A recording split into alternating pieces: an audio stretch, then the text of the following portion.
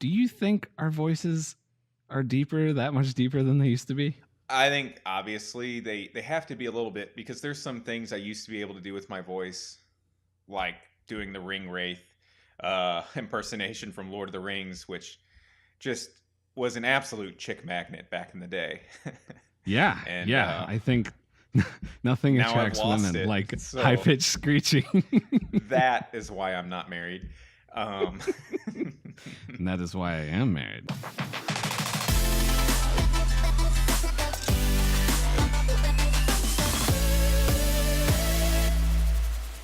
So apparently we got some feedback that said that we have deep voices, and which I guess is Well, we should point out this was somebody who knew us in mostly probably middle school, but yeah, they still knew probably us high in school a little bit too. Yeah, yeah, it's weird because we started out the last time talking about, well, not last time, but a couple episodes ago we were talking about that don't really like our own voices, and part of my thing was always I thought my voice was too high, like I would go up like that at the end of sentences a lot. Yeah, you were saying that you felt like your voice was higher pitch, and I was saying I Yeah, felt like I was like having way too deep of a voice. yeah, and so I guess that's good. So I take that as positive that someone said that we had deep, manly voices that they couldn't remember from when they used to see us more often, and so that kind of made me feel a little bit better that I don't sound like.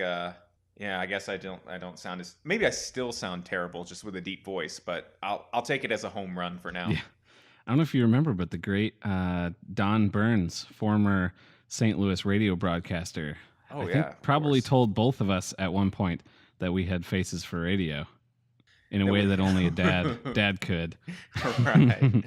Yeah, and I will say, like, I guess I know that I have a deeper voice because I remember my last semester in high school was they finally convinced me to sign up for men's choir on the premise that I don't need to know sheet music. I didn't need to know how to read music, even though that would have definitely helped. They said that they just needed someone in choir, and they said that I should just go try out. And so I remember being in choir, men's choir, and there was something. The choir director thought there was something wrong with the bass section, so he had all of us, like all the bass section, line up and sing this note, and it was just one at a time, and it was like super awkward because I don't like doing that in front of like 100 guys. But I just remember it got to me, and he had me sing the note, and I was the only one that just everybody started laughing because they were just like, obviously he's a bass, because it's just like and well, yeah. So I know, I guess objectively I probably do have a deeper voice, but it's again just probably that self-criticism. What other feedback did we get though? All right. So one of the things I noticed with Facebook is that it like there isn't one central repository for where people are going to comment. So, we have a Facebook page that we posted the episode on. There was a couple comments on that, but then me and you both shared that, and that Right. both of those shares have their own comment threads. And like I probably haven't even looked at all of the comments that were on yours because I don't even get notifications for that, I don't think. Right. Because it's my share. Yeah, and so I'm not sure what the best system is. A lot of the podcasts I listen to, they have like a Reddit page, Yeah. and that's this one place where they interact with everybody, and then Twitter would be the other one. But I don't think that our audience base would probably use Reddit really. I feel like Facebook is where everybody's at. Well, we actually happily have a good chunk of people that liked our page, and I at least know that a handful have listened to the podcast, at least the first episode, and also the second one that should be out. Yeah, by the now. statistics And, make it seem like more people have listened than I anticipated would, at least at first. Yeah, I just don't care for promoting on Twitter, and Reddit just seems like a whole nother thing. So Reddit wouldn't not saying that be- there isn't a problem with it. That would just be a place just where need a you big store audience. it. Right. That's why I'm saying I really don't think that would work for us. I was hoping I could embed a Reddit comment into the website, and then we could just say the website's the best place. But I'm still Right. working on trying to get that in a good I still state. think even with a website, most people will go towards Facebook. I'm kind of biased towards that though, because there's plenty of podcasts that I listen to. They have websites, and I know they do because they talk about it. I have never touched their websites. So the biggest Anything I problem do with with them is Facebook on. is that your name's on there. Like I True. almost never comment on anybody else's thing on Facebook because I just don't really interact with Facebook that much generally anyway, but I'm afraid to say anything. There's a lot of people that are probably like you, but I also think there's probably more people that are like me I that think you're will probably right. It's just tend towards commenting. it's probably You're the more same. professional, so you kind of like keep out of things, whereas I don't really have a need to at the moment. I'm eventually going. Now, I don't get like explicit or anything. I don't get anything crazy or name call or get into drag out arguments with people. But I'll comment if I disagree with somebody about something, that if I think I can have a productive conversation. Whereas I know once I'm done with my degree and I get into a more professional setting, I'm even probably going to monitor Right. more even casual stuff that I say on social media, just because, not that I think I would get in trouble, but I don't even want people to have like an unknown bias against me just because of like my political views or Right. religious Yep. views or whatever it may be. So Yep. That's exactly what I'm like. I just think you're kind of more professional. You've always been that way.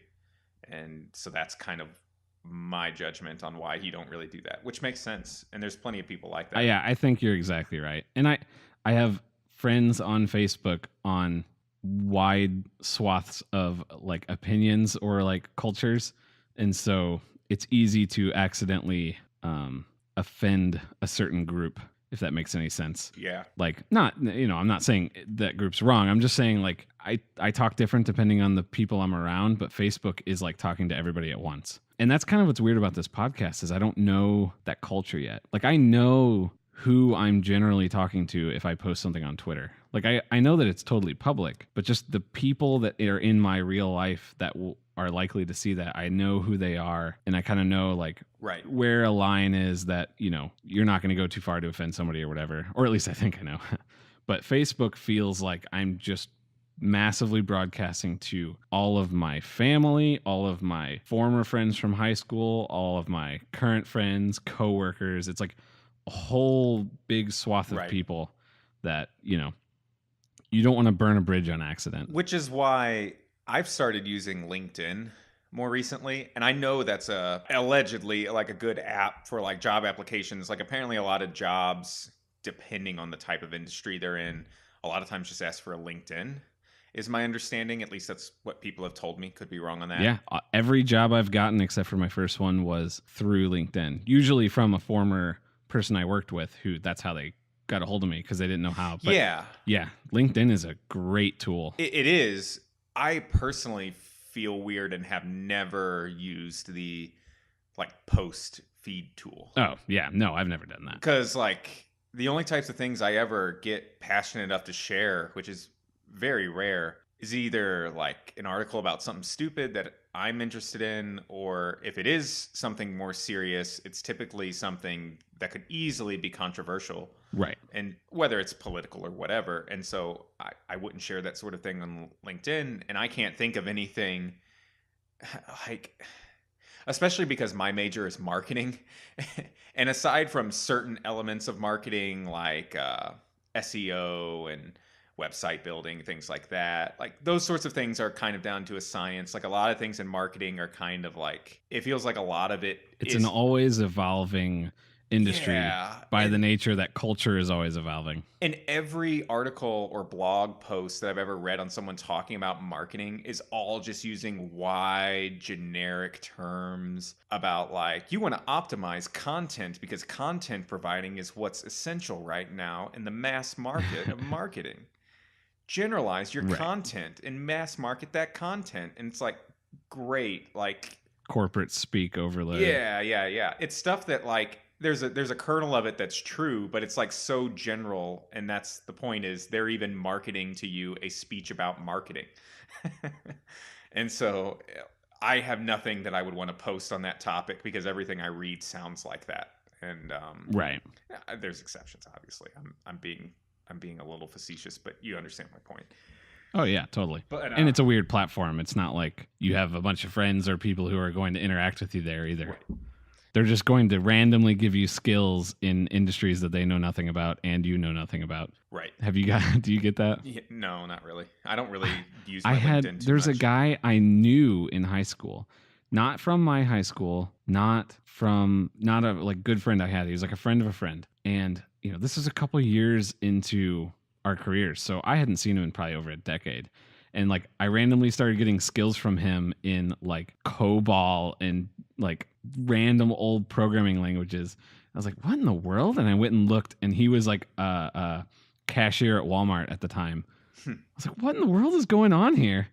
And I've since realized that the skills section in LinkedIn is just complete nonsense. Like, I guess LinkedIn will pop up and say, would you recommend this person for these skills?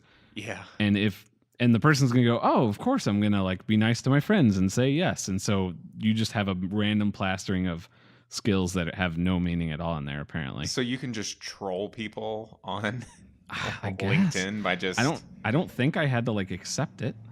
If I did, I didn't do it. Whoa, what was that? There is a motorcycle gang that just hangs out outside my house, apparently. That's interesting. Yeah, sorry about that. Yeah, that's interesting though, because you could. I should do that. If you start getting a lot of like job offers for like experienced metalworking, you'll know. I've been signing you up for unique skills. That reminds me of in college when everybody used to sign everybody else up for like samples. There's some site where you could go and find samples, and we would all just sign each other up because we knew, each other's address. And getting packages in college is fun. So you would all the time you'd get a box and you'd be, oh man, I wonder what this is, and you'd open it up and it's like a sample of diapers or like nail polish or something. The worst I saw was there was a friend of ours that, not of ours, but a friend of mine, I guess I should say, in high school that I don't know too well anymore, but he thought it was hilarious on career day to sign up people for the military branches. That doesn't feel like... That's a new kind of evil. Feels dangerous. There's a special place in hell for people like that. Yeah, that's like almost scary. I don't know why. I wouldn't expect that you could that would even be possible, that you could accidentally end up in the military, but I wouldn't want to be on like a list if I wasn't intending to be. Right. And they're just going to they just hound you about it because like they know they can get those high schoolers out of high school. Not that there's anything wrong with people that go into the military, because I have a friend that has, but it's just like, don't sign people up unwillingly to go to the military. I feel like you want people in the military that want to be in the military. Exactly. So we had some feedback. Right? Sorry, I was trying to transition. I thought you'd pick up the pieces. I was very confused by what were you going with that. Yeah, so there was one interesting conversation from one of our mutual friends, Chris. We won't use last names unless people tell us it's okay to. But Chris works in the newspaper industry. I believe he's a copy editor. I'm probably wrong. Correct me if I'm wrong. If I am, Chris. I don't know what he does. I know he's in the news industry, some form or fashion. Yeah. It's in print. Yeah. I know that. So he had a couple different points. The conversation's actually really interesting. Now, see, this is one of the ones this is a comment on my share. So I assume people can see that, but I don't know if you can see. I don't know if you can see that just by going to our page. So hopefully people can see that or find it somehow. But it was a big long discussion, but at least the main thing I got out of it was I asked him kind of like what his recommendation was for people who don't want to spend a whole bunch of time reading everything. They just want to casually stay informed on the news. Like, where is a good place to go to get good information? Yeah. And I'll just read his comment out verbatim here so I don't get it out of context. He said, I don't really listen to NPR, but I've heard good things. If you're looking for something that's well balanced and doesn't require cross-examination, then just steer clear of TV. For print, the best work right now is coming from the New York Times and the Washington Post. They're both a little too prone to hyperbole at times, but the reporting is generally solid. Yeah. So that, I mean, that kind of matches what I was kind of thinking. I would say, I feel like sometimes people conflate, especially the New York Times, their opinion, like side of things. Like at least all of the opinion side of things on theirs, I do know is pretty liberal leaning. Good, Yeah. but like there is a bent there. Like I really like Paul Krugman. He's an economist over there, but he's definitely, a left leaning economist. Right. But that doesn't mean his stuff isn't good. But just, I feel like people will point to that as a reason why they're a liberal newspaper. But Right. their journalism and investigative journalism, I feel like, is really, really good. And then the Washington Post, I feel like, has been fantastic. Yeah.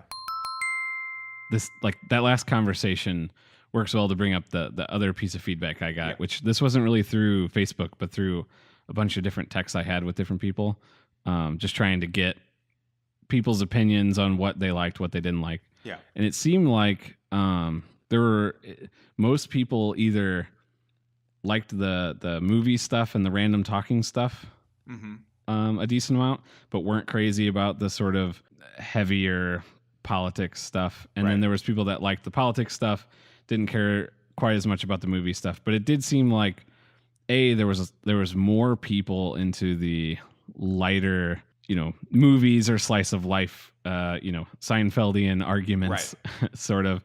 And the people that like the politics stuff generally also like the other thing. So I kind of, at least for a while, because we both like talking politics and everything. Yeah. But we'll try to keep that maybe to not as often. And if it is, it's a segment inside of a bigger episode or something. Right. And most likely what will probably happen is we'll have like 2-hour long recordings of episodes where an hour of it is us going really deep into the politics, and we'll try to trim it down into a package that gets our points. Because the other thing about politics is both of us are a little more like it's easy to get we want to say the right thing. Yeah. So like whenever we're talking about a movie, it's easy to say like, well, that thing is dumb. But whenever we're talking politics where we know like people care and you don't want to offend somebody, and my wife was bringing this up. Both of us are really bad about constantly trying to what's the word I'm looking for? Preface. Yes, we're constantly prefacing everything with a warning that like we might be wrong about this. Please don't be mad. Basically, is what we're saying. Yeah, and that's probably really annoying to listen to. But A, we don't know our audience that well yet, and B, that is how we both feel about things. Like, we know what we don't know when it comes to that, but we both like talking about it. So even when we're talking to each other, I don't think I'm ever afraid of offending you, but we both preface everything we say when we're talking to each other too. So maybe that's part of what's needed as well, is that people need to just preface and stop being so strident in all their opinions about stuff. Maybe that might be, yeah. But I don't think people like listening to it. But maybe. Yeah. We've solved it, guys.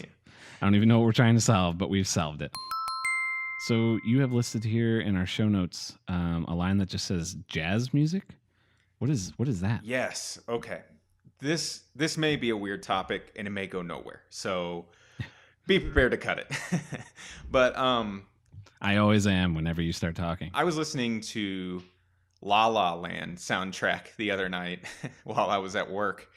And I really love that movie. And one of the things that I loved about it was the music. And a lot of it was like jazz or sort of like old Hollywood big band. Right. I don't know if that would still classify as jazz. And I know many of our listeners may not know this, or maybe they do, that you actually used to be in band at Oakville High School, which was actually a really, correct me if I'm wrong, a really well-reviewed band. You guys won a lot of competitions and stuff like that. And, the symphonic band and the marching band. Oh, okay. Now, if anybody questioned my nerd credentials, yeah, we're well establishing that now. Yeah, and did I ask you were in jazz, correct? I was, yes. Okay. Played tenor saxophone. So jazz music has always been weird to me because it's one of those things where, okay, I can't read music. I was never in band. A lot of my friends in high school, including you, which I went to a different high school than you, but I would say probably about 90% of my friends were in band at my high school as well. And If So anybody was questioning your nerd credentials. yeah, yeah. And so a lot of people that I knew like knew a lot about music like in high school, and so a lot of that turned me on to different styles of music that I normally wouldn't have listened to otherwise because I was more of like an emo punk kid back in the day.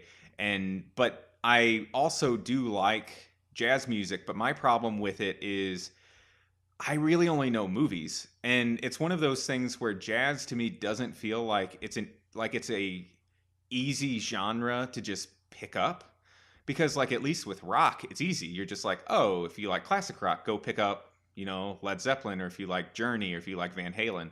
But like I want to be one of those people that likes jazz music, but every time I go to that page on iTunes, it's a lot of just weird stuff because people are still making jazz music, but jazz Right. today is very different a lot of times. And there's always a certain sound that I'm looking for, which is like that like the type of stuff you would hear in old Hollywood movies, but it doesn't have to be soundtracks. But I don't know where to pick up that genre, but I really like it. So that's kind of a weird situation because I like jazz when I hear it and I would like to be into it, but I don't know how to be into it.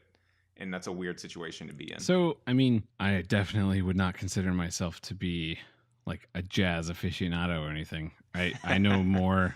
Like if I hear a song, I usually know the song because I probably played it, but it's not like I know all of the great, jazz artists of all time or anything like that. Right. But I do like generally how I listen to jazz because I do like I have different depending on my mood. I listen to different music when I code, and I have a couple different jazz playlists. But usually it's like I have a Pandora that I had set up, and I think originally it was just like Louis Armstrong, but I've added like Duke Ellington, and then probably Okay. what you're talking about is more like the Frank Sinatra or I Sammy Davis Jr. I put that in a well, I don't know. I know the name Sammy Davis Jr. I can't think of anything off the top of my head. I probably would know it if I heard it.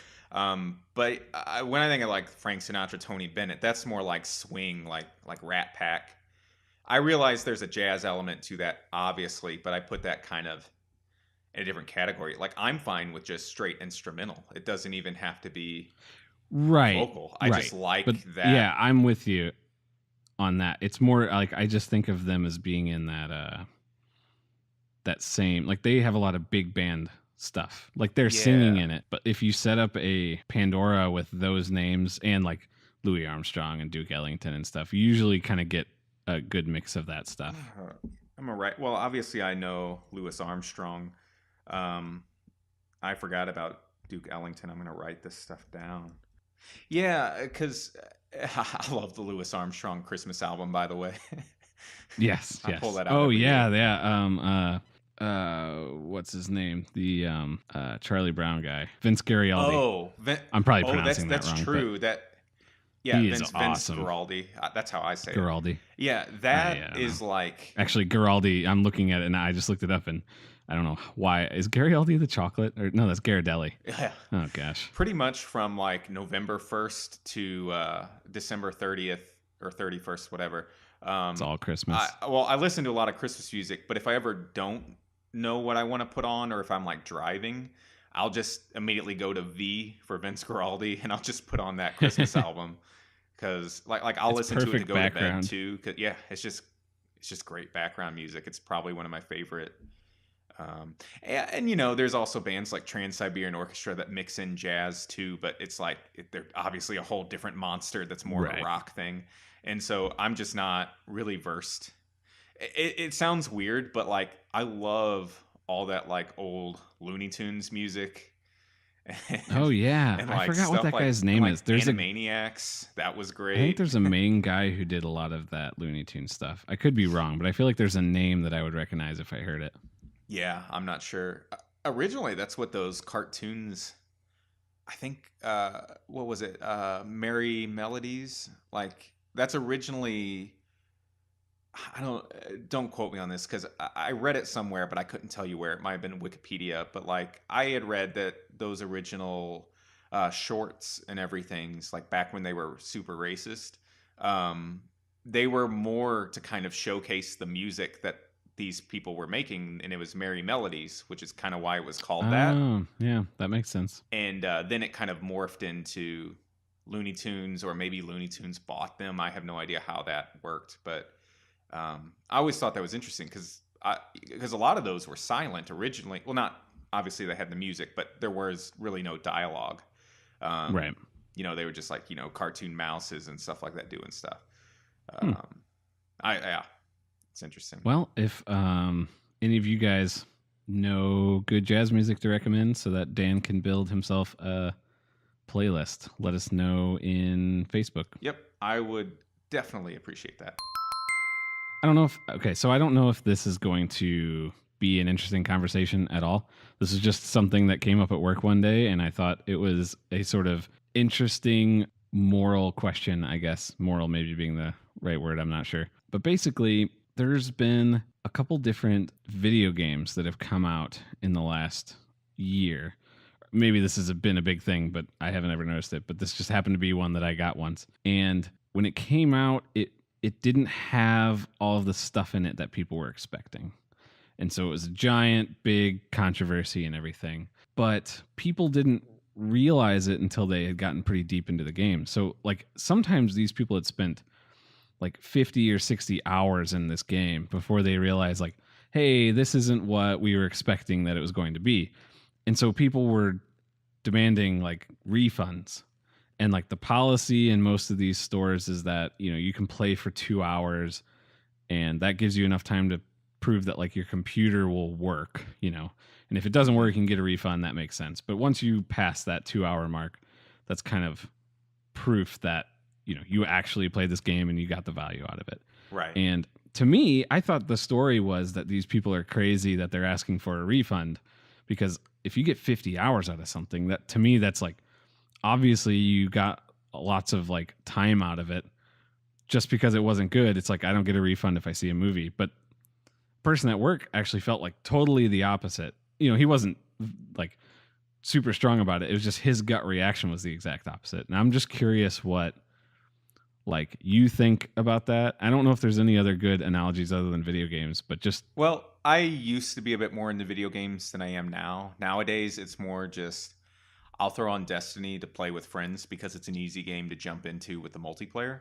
But yeah, I remember now. I don't know what game specifically you're talking about, but I remember like one of the Assassin's Creed games had that in the more recent years. Like, apparently it wasn't finished, but because a lot of these games do like update systems now, they figured just launch it apparently, and that they would just kind of fix it retroactively. and that's kind of what this one was like, Yeah. which I think is common. I'm the same boat as you. I think it's sort of super crappy. Like, there's a lot of amazing things that video games are doing now that they couldn't in the past, but it also comes with a cost. That's, I think, more of a broader, maybe problem with the video game industry as it exists today. I guess my question isn't even really specific to video games, but more You're of talking about this. just the refund. Yeah, like The conceptually, time it's like spent. because people do this with movies too. Like if I buy a ticket to a movie and about 10 minutes into the movie, I determine that I don't like this. Mhm. Should I be able to get a refund? Hmm. Not a question of whether the movie theater is smart to allow you to do that or not, because that's a marketing thing, but more of just a like, Hmm. are you entitled to that? I feel like you're definitely not entitled to that. But even is there like is that a good thing to Yeah, have? I don't think you're entitled to it. If you're saying leave the marketing aspect aside, then I would say it's pretty easy. You're not entitled to it. Like, people are allowed to swindle you and and give Well, you I bad mean products. entitled to it in the way that like, if I go to a restaurant and order a steak, it should be there's a certain degree of like Well, expectation that it's I- like I'll say clean, even though this. technically they could give it to you in a way that is not really acceptable. Does that make sense? Yeah. Well, based on the example you gave with the video game a little bit ago, and correct me if I'm wrong, you were saying that like if you've spent a couple hours into it, you've gotten your value out of it, whether you really like it after that point or not. Yeah. And I guess my question is the game finished? So like if there is a video I don't know how well the comparison of a movie to a video game maps on, because a movie, of course, could have bad visuals and be a terrible movie, and you could feel like you wanted your money back, but you really don't deserve it. But however, if the movie was incomplete, so like let's say the movie sent the theater a reel that was missing a middle 5 minutes that someone like spliced together, like back in the day whenever it was all reels, like, yeah, I would say you deserve your money back. You didn't get a complete product. It wasn't finished. Yeah, that to me would be more like it doesn't work. The better analogy is if you see the movie and it's like certain shots, the effects are like not to standard, which happens in movies quite a bit, right? Like, Yeah, yeah. sometimes you see a movie and it's like, whoa, that, CG car looks bad, and they probably just ran out of movie. Well, then I don't think you deserve it, because I've seen some stupid movies with bad visuals. Yeah, it's like you can play the game from beginning to end, like, and they're going to update it and add a whole bunch to it later. So there is that aspect you were talking about, but like, yeah, if they never updated it, you still got a game. And honestly, if you spent 50 hours in something, to me, it's like, I don't care how bad it is. If you like subjected yourself to that much time, it was good enough. Like, absolutely. I don't know. That seems crazy to me, but right. Yeah. Well, I feel the same way. Like, there's books that I've started reading that I'm just like, oh, this is just not good. And yeah, I would like to refund it, but I literally can't bring myself to just go refund something just because I don't care for it. Yeah. Now, well, some Same companies, with like food. Some companies will allow you to do it and it's built in. So, like, for instance, the only time I have done that is Audible actually has an option where it's like, if you don't like the narrator because it's like different than what you expected, within a certain like reading point in the book, I think you're allowed to return it. So I've done that. That actually makes total sense, though. But again, it falls in that same category. You can't get halfway through the book and go, you know what? I don't like this book. It's like, no. It's basically like, does this narrator just not work for you? Because if you can't stand their voice, that's totally understandable why you wouldn't. Yeah, but even then, they're just refunding your credit. You're not like getting something back out of it. You still are just going to you're going to pool that credit right back into their company. Right. But so even then, it's a different system. So I guess, so like, for instance, a book, like if I buy a book in hard copy and I get like halfway through and I'm like, oh, this is just awful. I want my money back. Like, the author's stupid. He didn't think this through. There's huge plot holes. I don't deserve to return it just because I didn't care for it. And yeah, if that's the case in the video game, it's just like, oh, wow, they just did not spend time developing this like they should have. Like, you don't deserve it back. Now, if it's something like what happened with the Assassin's Creed thing, where it was like people, I don't know if this is what happened with Assassin's Creed, so let me take that back. But like, for instance, let's say there's a game where there's some weird glitch where like people are falling into a hole in the map or something and getting stuck and having to start the whole game over again. I think you could kind of make an argument that maybe at hour 50, if there's this certain point in the game that's doing this for everyone, yeah, you might be able to replace that, because then you've literally sent out that's a good an incomplete point. product. But if it's just like, I don't like the visuals, or they should have spent more time on it or something, no. Right. You bought it. Like, it sucks. Don't get me wrong. Like, yeah, they're a horrible game company. So you stick it to them by not buying the sequel. That's what you do. I realized in advance that I am kind of I'm an outlier in this particular gripe that I'm about to gripe about for my tech gripe. Is this Dan's Tech Gripes? Is that what this little section is going to be called? Yes, that's why I intentionally said that many times. Okay, wow. Yeah, welcome to Dan's Tech Gripe. Put some music behind me. Boom, boom, boom, so I just hate email. I'm sick of it. And I realize this is going to be an irrational argument that I'm about to make, so I want you to talk me down off a ledge. But like, oh man, you don't know what you're getting into here. I could talk your ear off on email. I can't stand email. Like, it's a step above, in a good way, physical mail, which I hate even more. But I'll leave that to the side for a moment. I would say about 98% of everything I get in email is stuff I don't want to read. I'm someone that doesn't check my email. Like, let me hit my home screen right now on my phone. I have 3 different email things, each that I have to use for different purposes. Um, like I legit have to use them. And one of them has 625 unopened emails. One of them I just purged and deleted a lot of them, but it was sitting around 100 unread emails. And then the other one, oh God, probably thousands of unopened emails. That's the one since I've had since junior high. And like my problem with this is I don't have a place to put all these emails into one bucket. I don't want all these emails in one bucket. And to me, it's like doing surgery just to clean out my emails. And I eventually just gave up and I don't really use them anymore. And I realize I need to use email more and just get used to it, especially because I'm going to be in marketing and I know a lot of tech companies or marketing firms, etc. They email is a common thing that's used in the business world. I understand that, but I hate it so much.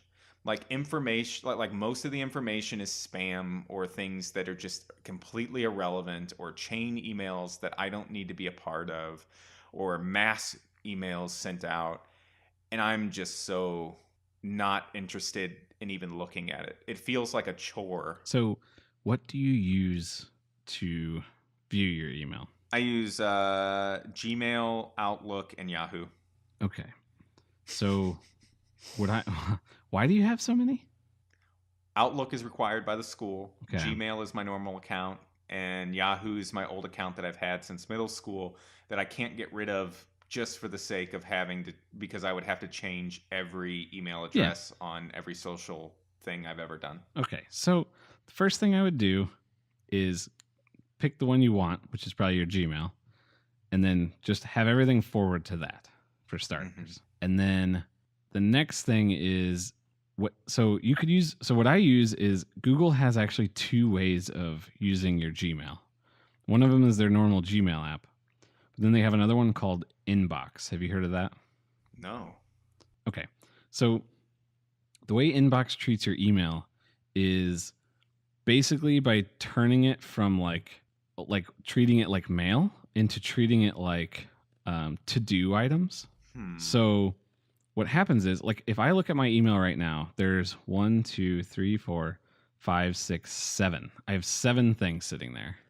Mm-hmm. Now, some of those things actually represent more than one thing, and one of them isn't even an email. It's actually a reminder.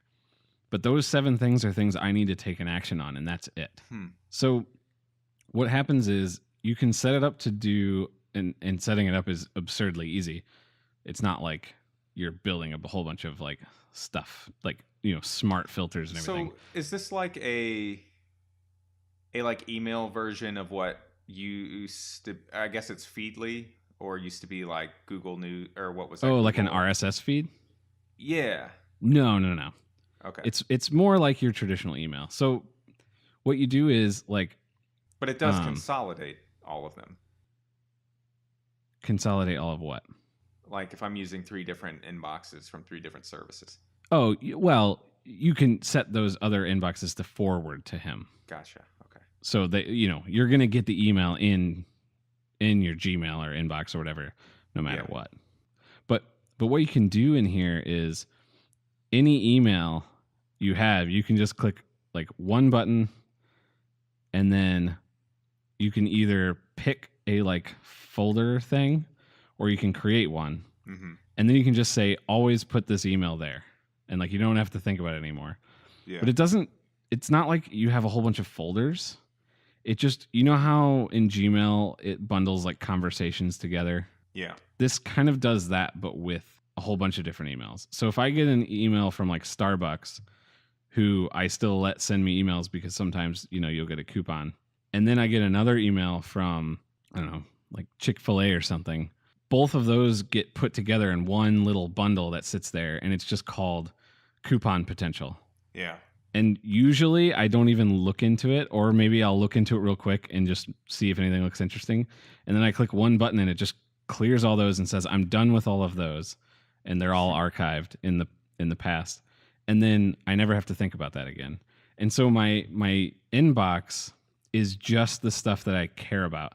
And it's really, really fast to just like, you know, log in once every couple days and just kind of like, since everything's all kind of bundled together, you just kind of look through those bundles real quick and see if anything's interesting.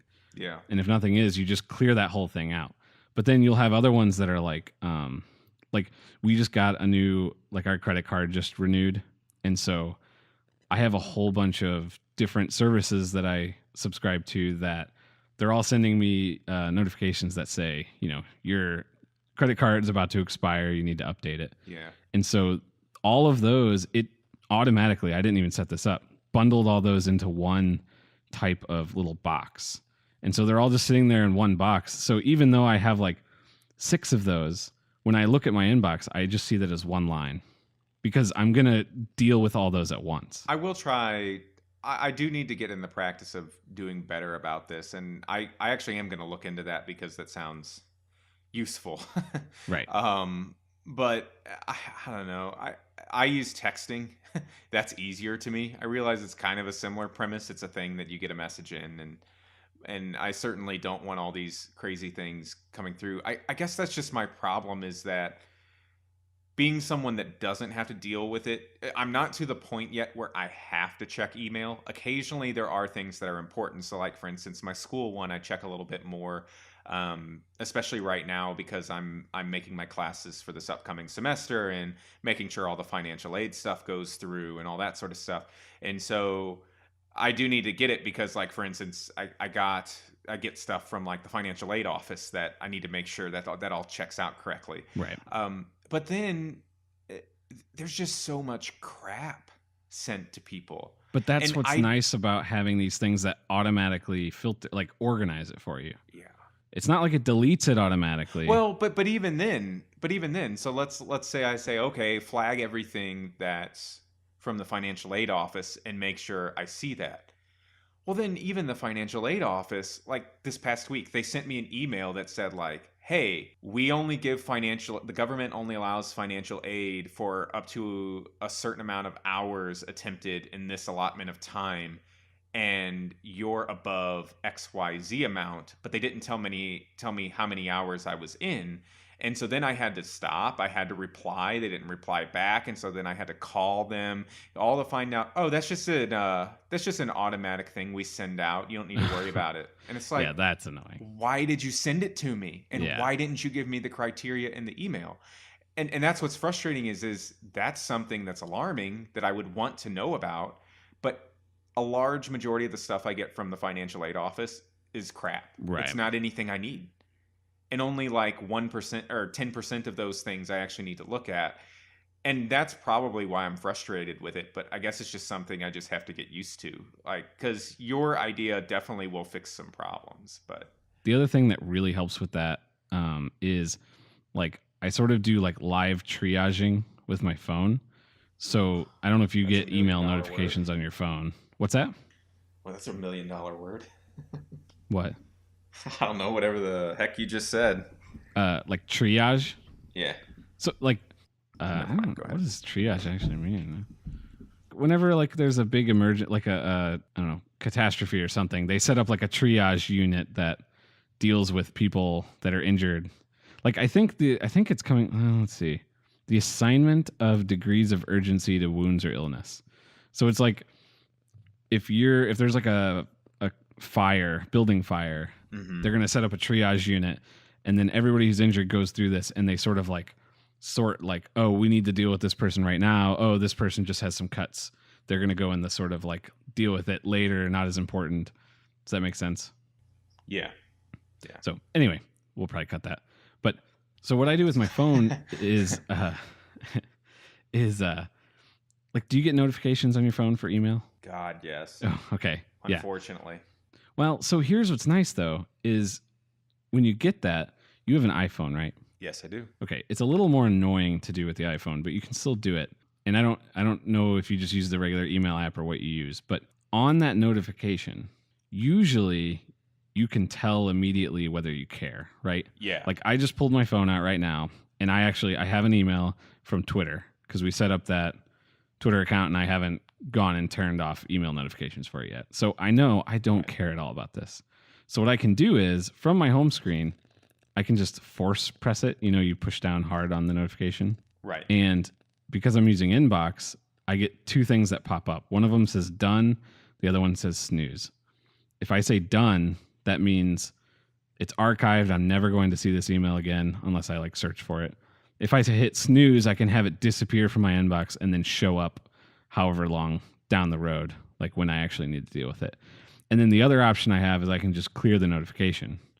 So if I hit done, it's gone. I don't see it. If I hit clear, that means that next time I open up my email, I'll see this thing.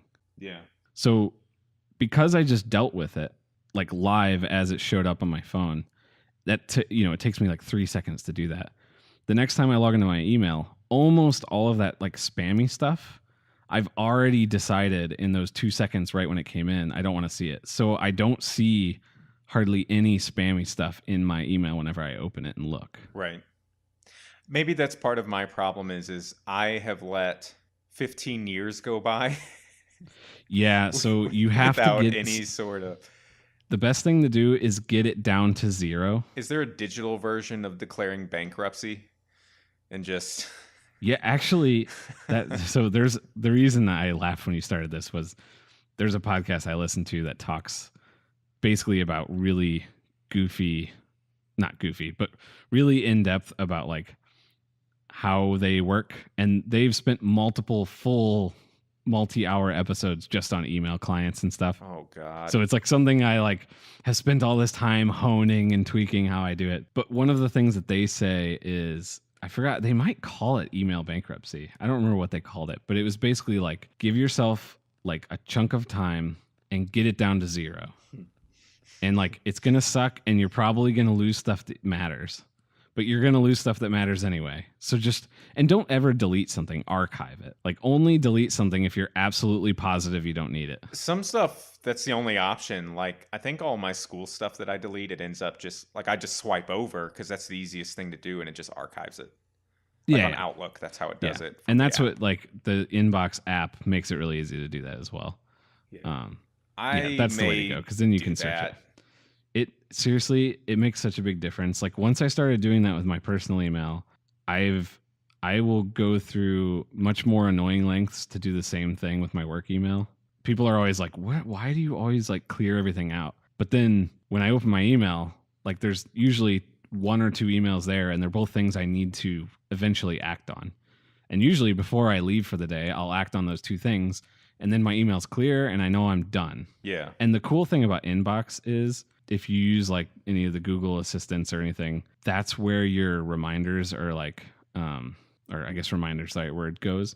If I set a reminder on my phone to whenever I get home, remind me to put something in my backpack so I bring it to work tomorrow, that'll show up in my inbox as well. So my email is more like a to-do list than it is a traditional email. Well, how about this? In the tradition of how we were raised, I think I will have you be my accountability partner. Oh man, on getting my email life in order. Are we gonna have a weekly email corner? I can't.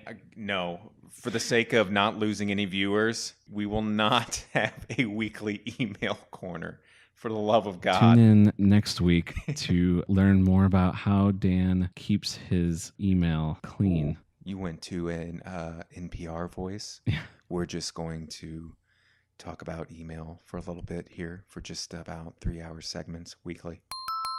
If you all have really, really strong opinions on email, all people of the Midwest probably do. I think it's probably more. It's going to be more divisive and explosive than our political conversation. I think it couldn't be more clear. Where can they reach out to us to tell us? Well, Charlie, if they want to reach out to us, they can search for us on Facebook at @ATownFM. They can also find us at Twitter at @ATownFM. And believe it or not, they can find us on the web at 80townfm.com. Did you say 80townfm.com? I said it weird. There was a thing going. It's atownfm.com. And we would love feedback. If you want to leave us any sort of reviews on iTunes, that would be great. We will discuss and read them aloud if they're good, and if they're bad, we'll just quit. So yeah, and in the spirit of our thrilling email conversation, you could actually email us at atownfm@gmail.com, and I will see that in my Google inbox and probably immediately archive it. And whoever is our 1,000th like on Facebook will get to spend a free day with Charlie and Dan. Huh. You like that? Just thought of it.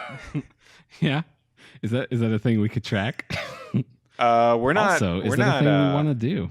We're not promising that we'll pay for like flights or anything. Like if someone in China likes our page, but yeah, you are more than welcome to travel over here. All right. Well, we're not paying for your lunch either, but you're more than welcome to eat lunch with us. In fact, we probably won't share a table, but we might say hi. You will be allowed. Yeah, there will be a vocal interaction. That's the extent of our promise. All right. Well, that was a weird promise that I'm sure will not bite us in the butt.